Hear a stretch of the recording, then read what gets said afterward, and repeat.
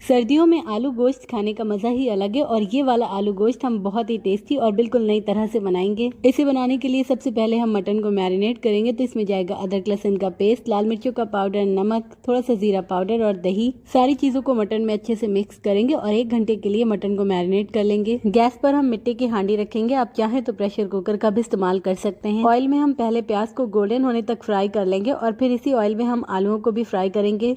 अब जो हांडी में ऑयल बच गया है, इसमें हम कुछ खड़े गरम मसाले और अदरक लहसुन का पेस्ट डालेंगे। साथ ही मैरिनेट किया हुआ मटन ऐड कर देंगे। साथ ही कुछ बेसिक मसाले डालेंगे। थोड़ी देर मटन को ऑयल सेपरेट होने तक भूनेंगे। अब जो हमने प्याज फ्राई करके रखी थी, इसमें हरी मिर्च और टमाटर ऐड करेंगे। थोड़ा सा पानी डालकर मिक्सर में इसका पेस्ट तैयार कर लेंगे। इस पेस्ट को हम मटन में डालेंगे। साथ ही थोड़ा सा पानी डालेंगे। मटन के सॉफ्ट हो जाने तक ढककर पकाएंगे। तो यहाँ पर मटन सॉफ्ट हो चुका है। अब हम इसमें तले हुए आलू डालेंगे। साथ ही ग्रेवी के लिए पानी डालेंगे और दोबारा ढककर पकाएंगे। लास्ट में गरम मसाला पाउडर और हरा धनिया डालेंगे। आलू गोश्त रेडी है।